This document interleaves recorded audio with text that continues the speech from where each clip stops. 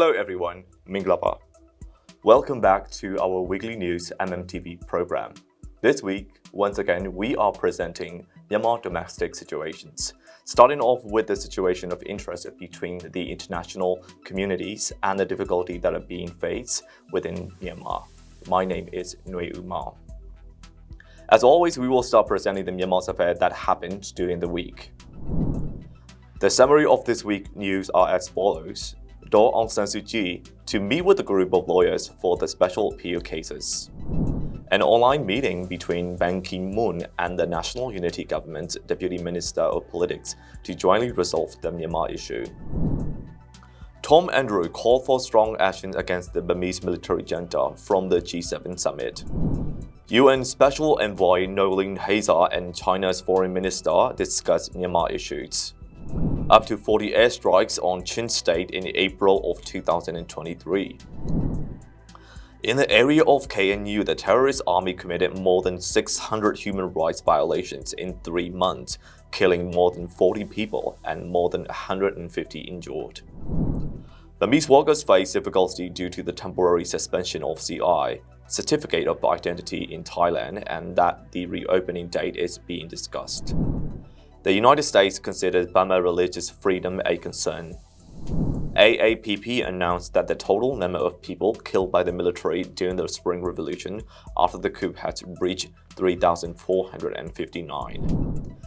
Myanmar being among the 8 countries with the worst press freedom situations.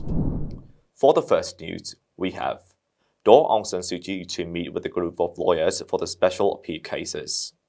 According to those close to the judiciary, lawyers need to meet with Daw Aung San Suu Kyi because of the special appeals for the cases decided by the courts under the Military Council against State Councillor Daw Aung San Suu Kyi. The initial order against Daw Aung San Suu Kyi has been appealed for 6 cases such as the disaster management law and defamation of the state.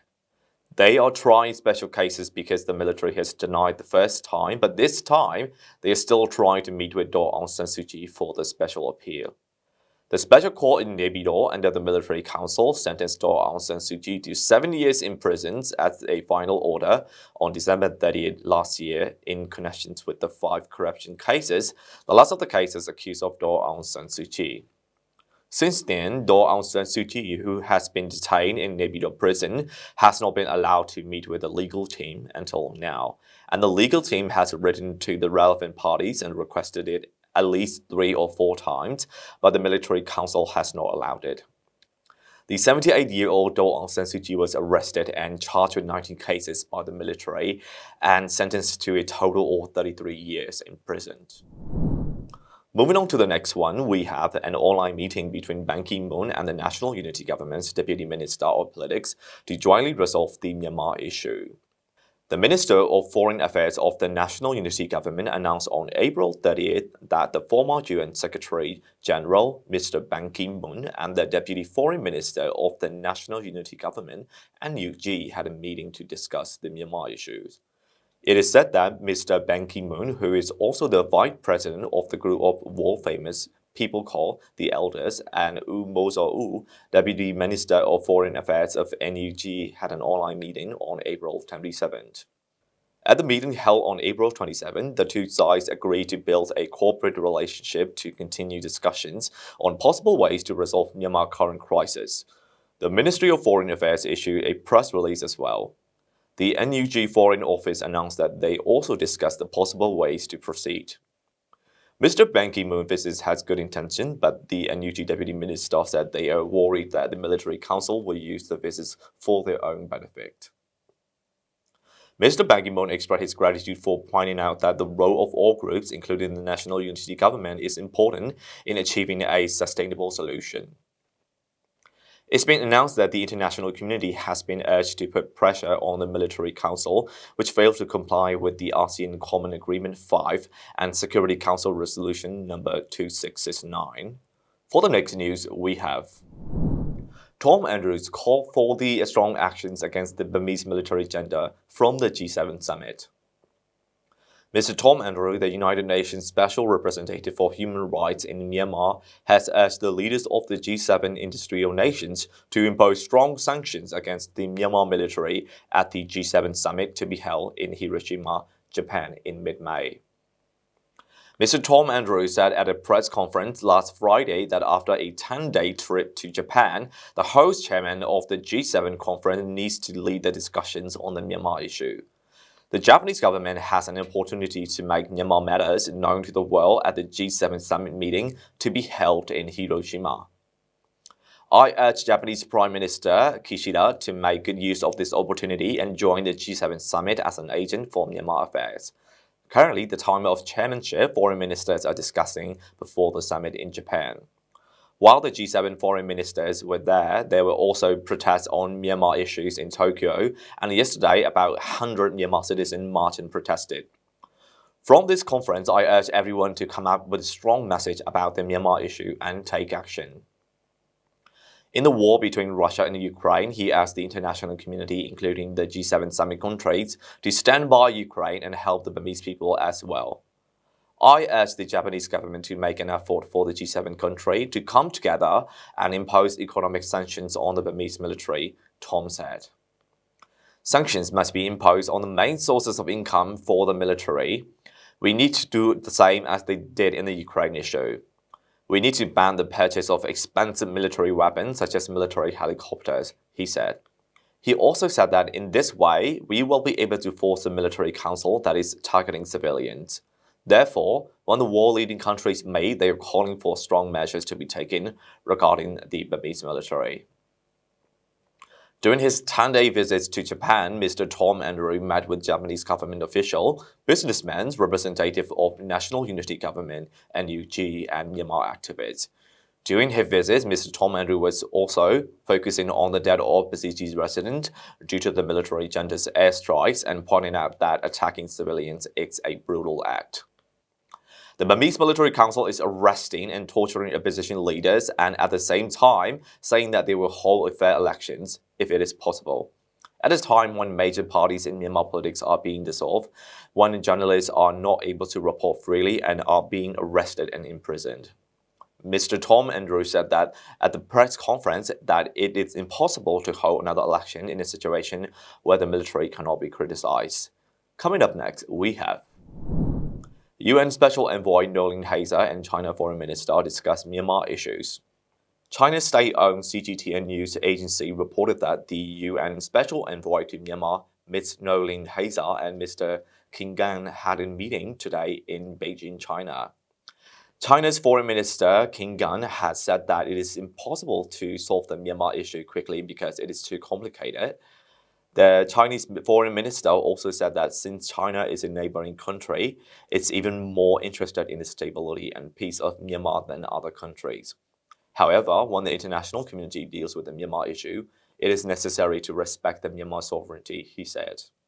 He also said that we should build a bridge for all the stakeholders in Burmese politics and help for political transformation through political dialogues under the framework of the constitution and law. He also said that we should recognize ASEAN efforts on the Myanmar issues and support the implementations of the 5 ASEAN Common Agreements. He also said that China is willing to support Ms. Noeleen Heyzer's intervention in Myanmar. According to the Chinese government news, Ms. Noeleen Heyzer also agreed that Myanmar should take the lead in resolving the Myanmar issues and respect the will of the people. The United Nations believe that the peace and the security of Myanmar must be resolved through the political dialogue. The news also reported that Ms. Noeleen Heyzer expressed her gratitude for China's participation in the Myanmar issues. Coming up next, we have up to 40 airstrikes on Chin State in April in 2023. According to the Chin National Front CNF, there were up to 40 airstrikes by the military against Chin State in April, and up to 14 civilians were killed. It is said that since the number of civilian deaths is higher than the number of Chin Revolutionary Forces, they are increasing air defense in Chinland. Since April, the military junta has been using more and more airstrikes in the battle between the two sides, and there has been a significant increase in sudden airstrikes in civilian villages, said the Chin National Front, CNF. The last airstrike on April 27, 6 miles away from the CNF headquarters. In the case of the attack on Tandalan village, 2 civilians were killed and 7 were injured. The military junta is committing a war crime and mass killing the Chilean people, who are the smallest population in Myanmar, said the CNF in a press conference release.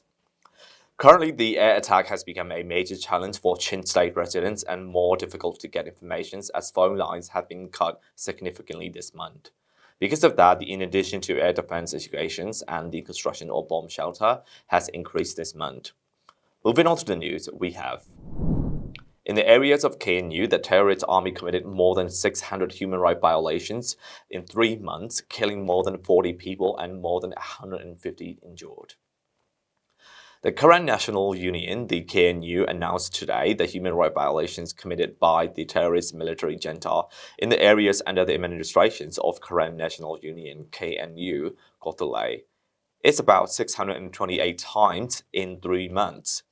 The information compiled from January to the end of March this year has been released in detail.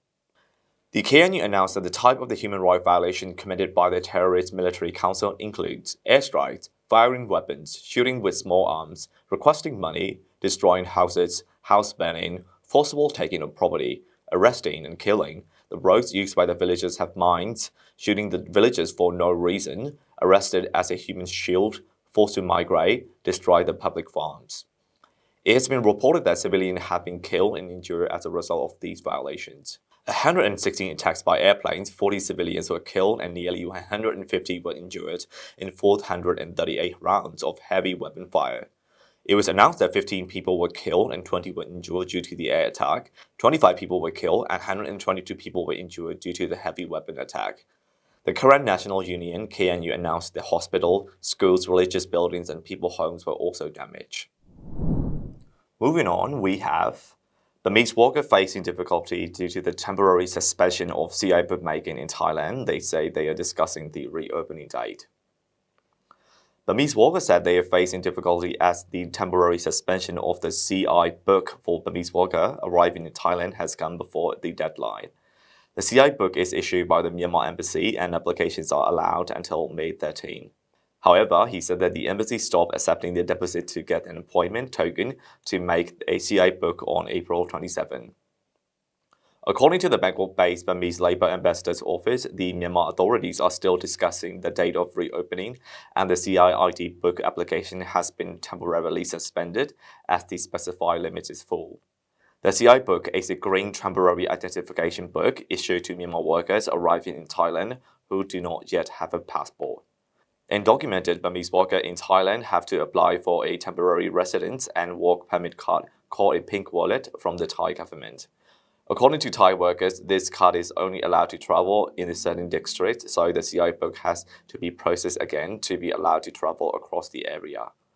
The Thai government has announced that Myanmar workers who obtained a pink card and a work permit last year and who do not have a passport to extend their visa for 2023 must submit their CI book to work by May 13. Therefore, the CI book must be completed on time by the Burmese workers at the CI book issuing center in the relevant districts in Thailand. Currently, the CI book issuing centers are open in Samut Sakhon, Chonburi, Samut Prakan, and Ranong, organized by the Burmese Embassy and as mobile team, Chiang Mai, Pathum Thani, Songkhla allowed to do in this short period. According to Burmese workers, the current extended work permit visa must be included in the passport or CI book to legally reside in Thailand, and it will be valid for the next year's extension. However, as the embassy has temporarily suspended the preparation of the CI book, Burmese workers are having a hard time and they are worried that they will not be able to finish it on time. For the next news, we have the United States considered Burmese religious freedom a concern. The United States government's International Commission on Religious Freedom, USCIRF, has designated Myanmar as a country's particular concern, CPC, for violations of religious freedom.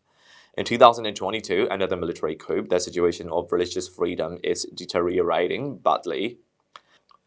In 2023, the USCIRF report published on May 1, Myanmar was included in the CPC list along with China, Cuba, Eritrea, Iran, Nicaragua, North Korea, Pakistan, Russia, Saudi Arabia, Tajikistan, and Turkmenistan. The USCIRF statement said that governments in these countries have committed violations of freedom of religion and belief, either by themselves or by turning a blind eye to violation by others. According to USCIRF 2023 report, the military junta only controls about 17% of Myanmar territory, suppressing those who oppose the territory they control, and freedom are being restricted. During the missions to fight the pro-democracy forces, the military junta banned and destroyed the Buddhist monasteries in the Sakai and Magway regions. Catholic churches and religious buildings were also attacked and destroyed in chaos state. Coming up next, we have AAPP announced that the total number of people killed by the military during the Spring Revolution after the coup has reached 3,459. A total of 3,459 people have been killed during the People's Spring Revolution, and democracy activists opposed the military coup on 2021, February 1st. From February 2021 to 2023, April 30, there were 3,459 deaths by the military council, of which 1,163, or 34% of the populations, were interrogated and detained in detention centers and died while being arrested in prisons. Since the military council seized the country power, the civilians who protested peacefully have been violently crushed. Deaths due to the lack of access to adequate medical treatment in prisons, and also there were many cases where even the body was not returned. From 2021 February to 2023 May 3, a total of 21,850 people were arrested, of which 17,846 people are still being detained, according to the information of AAPP, the Association for the Protection of Political Prisoners. The AAPP reports that 5,818 of those currently in custody have been sentenced to prison terms. Those numbers are information that can be collected and confirmed by the Political Prisoners Support Association, AAPP, which also said that the number of facts and figures that happen on the ground might be higher. As for the final news, we have Myanmar being among the 8 countries with the worst press freedom situations. Yesterday, Reporters Without Borders (RSF) announced the press freedom levels of various countries on the annual World Press Freedom Day. Myanmar is among the 8 countries with the worst press freedom. According to the scores of 180 countries around the world, Myanmar ranks 173rd in 2022. After Myanmar, the worst press freedom situation country includes Syria, Turkmenistan, Iran, Vietnam, China, and North Korea. Before the military coup in 2021, Myanmar ranked 140 in this list. After that, it dropped to 176 last year. RSF pointed out that the news media industry has become one of the most dangerous industries in Myanmar due to the closure of news outlets, arrests, torture, and killings of journalists among.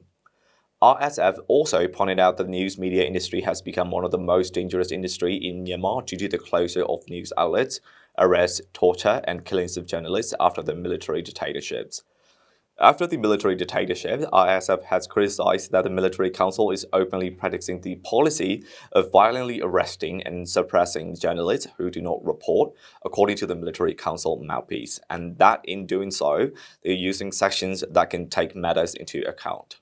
In addition, since the military dictatorship, Myanmar has become the country with the second highest number of arrests and imprisonment of journalists after China, according to RSF, citing on-the-ground data.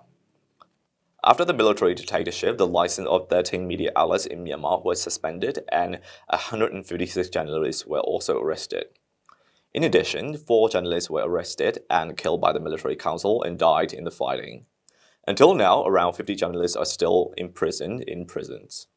For the first time in more than 2 years since the military dictatorship, the military junta yesterday released more than 2,000 people in prison under Section 505A, including some journalists, but there are still tens of journalists who are still detained. To conclude, everyone, this is the recap of the news that we gathered during the week. Every day, Myanmar is still trying to achieve democracy and human rights in many various ways. Therefore, as people all over the world, as well as each country in the world, we would like to request and urge everyone to help restore democracy and basic human rights in relation to the Myanmar issues. This being the weekly news of MMTV, this is Nui Umang. Thank you very much.